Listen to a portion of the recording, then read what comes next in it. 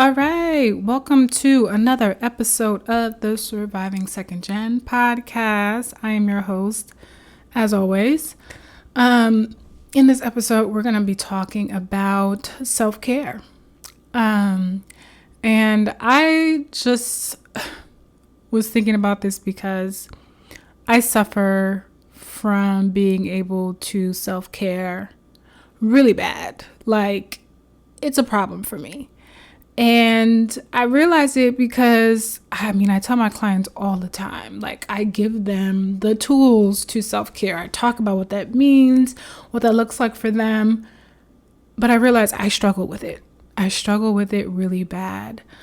And I think it shows up more now that I am, an adult, working on my own. I don't have anybody telling me what to do. Like, I decide what I do with my day and with my time, especially now more so because I am a business owner. I have my own practice, so my hours and time is very much set up in the way that I want it to be set up.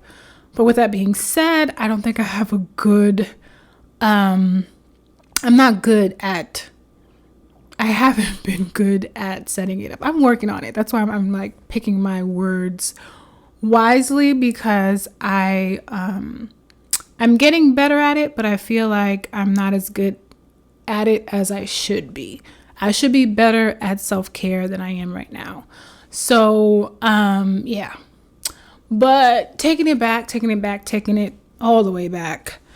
I feel like it's hard for second generation immigrants to understand the concept of self-care fully. I mean, in general, self-care is a new-ish terminology that's come out. Like, it's been out here it's been out here a lot recently, especially with the pandemic. The past couple years, I feel like people have realized the importance of self-care. But the concept of self-care, I think it's hard for certain populations to practice it, and practice what it truly means. And I think about for myself as a second generation immigrant and what was modeled to me in terms of taking care of yourself. I didn't see any of that. Like, I never saw my parents taking care of themselves, if that makes sense. They worked really hard, both of my parents. My mom worked really, really hard in the household and outside of the household. Like, there were times in my childhood where my mom worked 2 jobs in addition to my dad working. But then when my mom came home, there was nothing that she was not doing. It's not like she worked and then came home and chilled. Like, she was on the go from the time the sun rose till the time that it's sunset till after sunset. Like, my mom was always doing something. And I say my mom specifically because she took care of us, like, all around. Like I said, she worked, but she also did stuff for us personally. So from as young as I can, imagine, she, and I remember her bringing this up to me because I didn't even know at the time. Like, when I was really, really young, we lived in Brooklyn, but she wanted me to go to a school that was better than where we lived. Because when we lived in Brooklyn, we didn't live in the best part of Brooklyn. We actually lived on off of Flatbush. Clarkson, to be exact. So it wasn't a great area. So she wanted me to go to school in Queens. So she went out of her way, would make a commute to Queens to get me to school and then go to work. So from there, picking me up from school in Queens to, go back to Brooklyn, after she gets off of work, and then do all the things. So my mom was very much a mom that had to work, but also very traditional in the sense that when she got home, she cooked, cleaned, took care of us, make sure we was doing what we were supposed to do, And she did that until we went to bed. So I did not see my mom rest, even on the weekends. Like, especially I think in Haitian households specifically, we always have that cleaning day. So it was like Saturday mornings, there was no sleeping in. So you know how normal kids, I'll say normal, but just, like American kids or kids who were not like from the Caribbean or somewhere else, they got to stay in and watch cartoons on Saturday mornings. That was not my life. I was not allowed to sleep in. And I liked my sleep till this day. My mom will tease me about that because I just do. I always have. But I could not sleep past a certain time. If I did, I was called lazy and I had to get up and clean. Especially being a girl, my mom would even say this to me. What is it that they say in Creole? It's tifi pa dormita na cabanyo, or they don't, women don't sleep in late. So that was like something she said to me all the time. Like, you are a girl, you cannot sleep in. You need to wake up and clean the house. So we had our cleaning duties that we had to do every Saturday. And then we didn't really get to chill per se until we went to like church youth group on Saturday afternoons, which is not chilling. Like, I'm at church in public, I have to be on, you have to do stuff. So it wasn't chilling until you went back to bed, because Saturday we were cleaning literally all day. And then there would be church youth group, which we were there for hours, and then we would come home and get ready for sleep. Next day, Sunday, we were at church, and we were literally at church all day, because that's just Haitian churches for you, Caribbean churches in general, some Black churches in general, they are just long. So it wasn't just church in the morning. Like, we literally got up early enough to go to Sunday school, which was like at 9 a.m.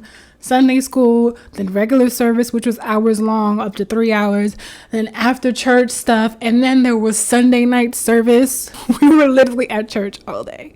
So there was no time, even as a child, for me to rest. And I think about that now, like I did not rest during the school week. You went to school, and then after that, I had schoolwork, or I had to clean my room, or I had to clean something in the house. Like, we rarely got time to just sit down and watch TV. Rarely. Like, my parents low-key hated TV too. Like, they did not like me watching TV.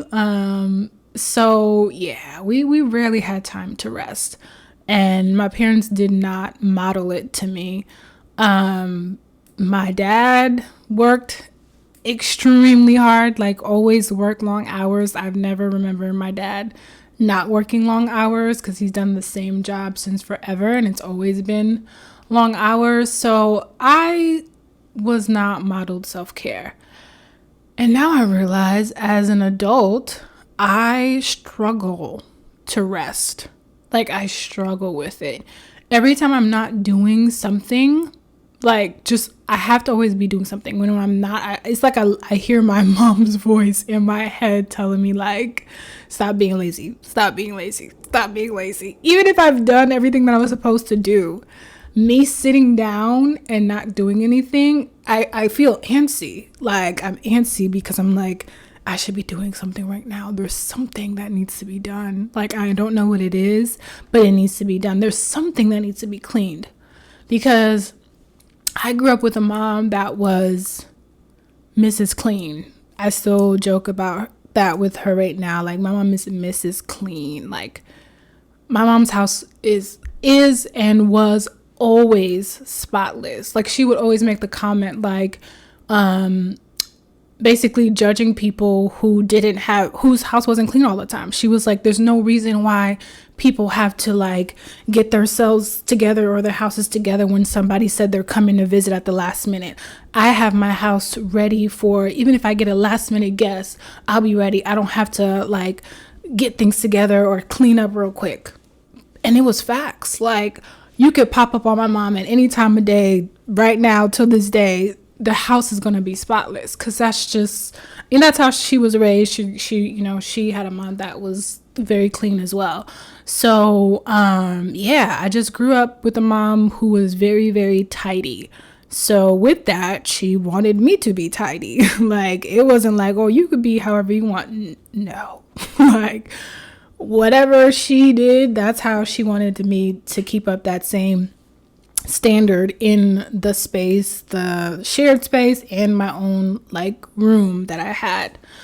And my dad wasn't untidy. Like, he's also tidy, not to like the extent of my mom, but basically he also like followed in her footsteps, and like she basically led the way of how the house should look, for sure.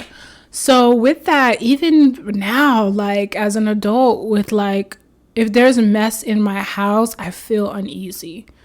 Not to say that I always clean it, because sometimes I'm just like, I don't feel like it, but like I feel antsy if my house is not, like, my space is just not clean, because I've always been used to that.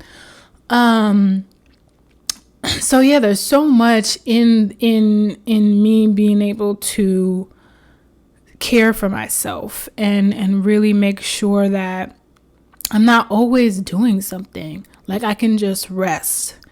And I really have to push myself to undo the idea that if you're not doing a lot, if you're not doing more than enough, if you're not doing all of these things all the time, that you're lazy.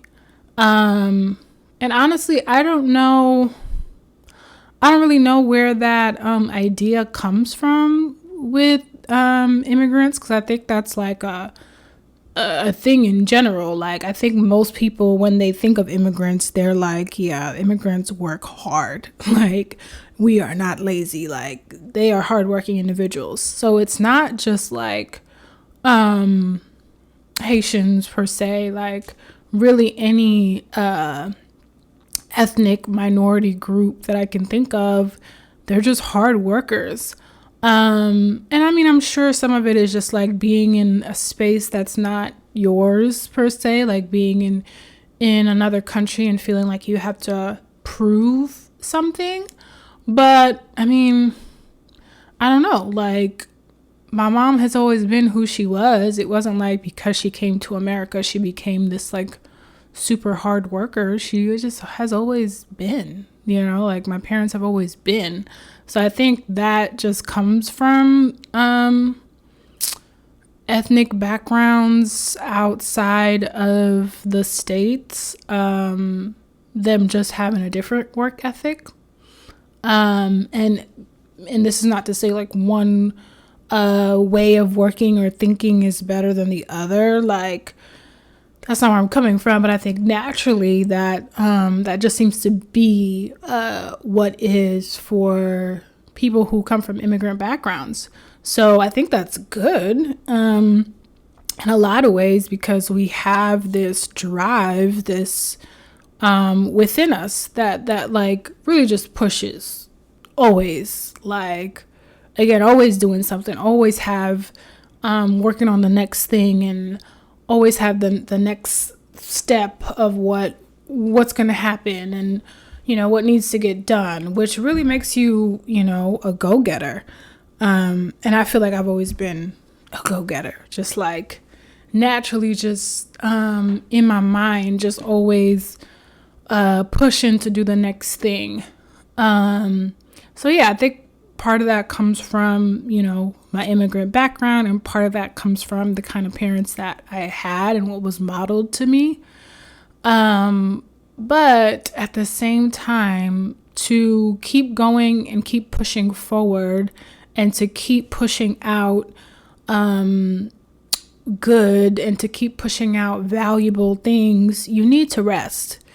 You can't be on go mode all the time. Like, our bodies, our mind are not meant to be on go mode all the time.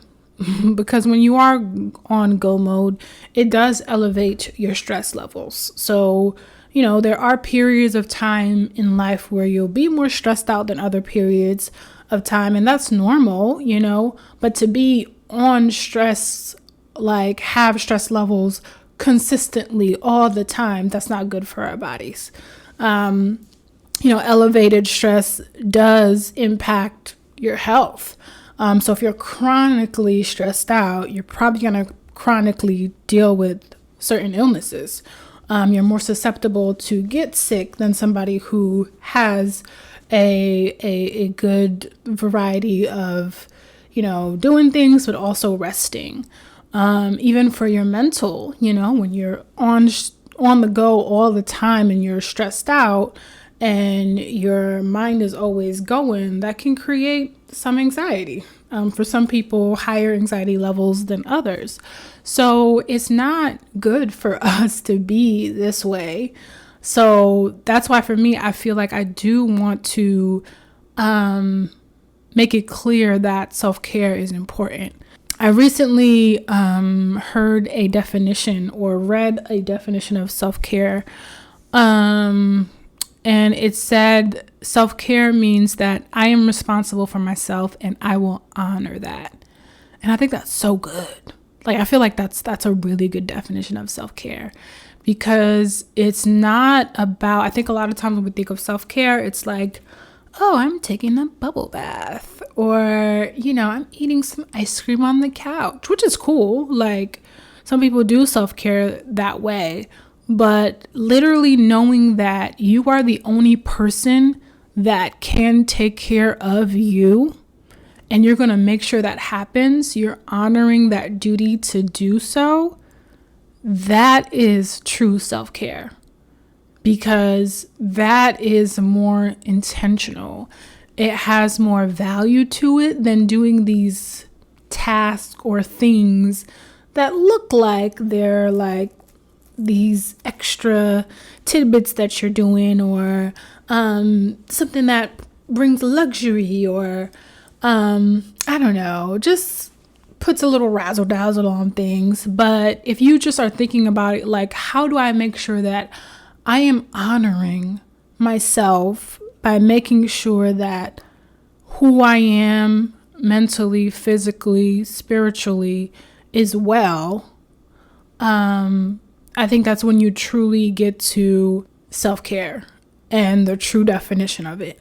So I'm getting out of doing self-care just to put a task on the list of things that, are commercialized as self-care. Because there was a point where I used to try to like take a bubble bath every week.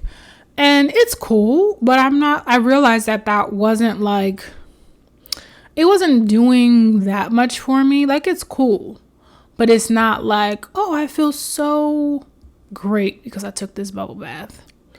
Like, I can go without it. I realize I can go without that. But I'm realizing that I want to do stuff for me. Again, that makes sure that I'm taking responsibility of myself, my mind, and my body. So self-care for me nowadays looks like having a calendar. So I got a calendar because I felt like all my days were running together. Especially, like I said, with private practice, you create your own hours. But there's always something to be done. It's not a set like 9 to 5 where you just clock out or turn off your computer. Because when I had a 9 to 5, I most certainly never checked my emails off the clock. That was not something I did. I was good at that. I was like, yeah, no, nobody's gonna make me do that. I did not work after hours. That was like rare that I would like after 5 o'clock, I would still be doing something. If I was in the middle of an email, maybe I would finish that email, send it off. But I was not like doing anything before 9 o'clock or after 5 o'clock because it was set for me. So I realized that structure really helped me to turn my mind off and go into relax mode. But now that I don't have a set schedule, my schedule is all over the place. it's hard for me to turn my mind off, and the tasks that I need to get done to turn that off. I've been finding myself checking my emails 24 hours a day. That's not normal. I don't need to be checking my emails 24 hours a day. Like, why? Like, just like with any other job, there's a set time where you stop working. But when you are a business owner, it's hard to figure out when to stop working, because you could do stuff all the time. There's always things that you could be doing. So, between like checking emails all the time, or writing certain notes, or doing something for a client, I was just like, man, this is just too much for me. It's making me feel like my days don't stop and end. I don't know what day it is in the week.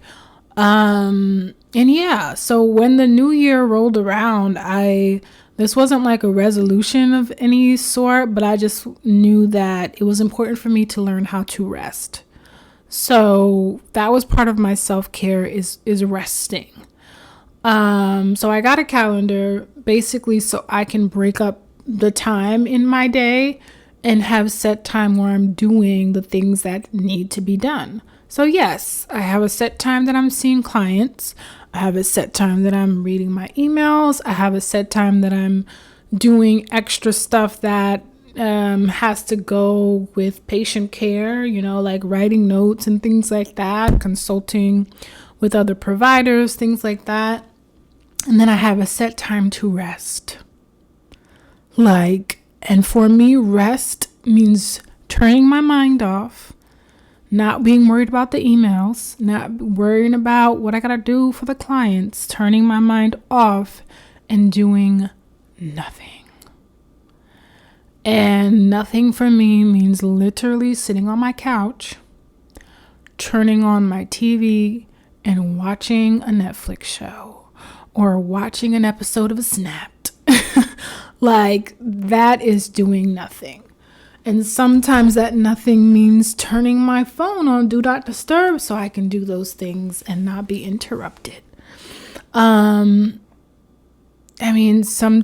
that nothing looks like just sitting and eating some ice cream.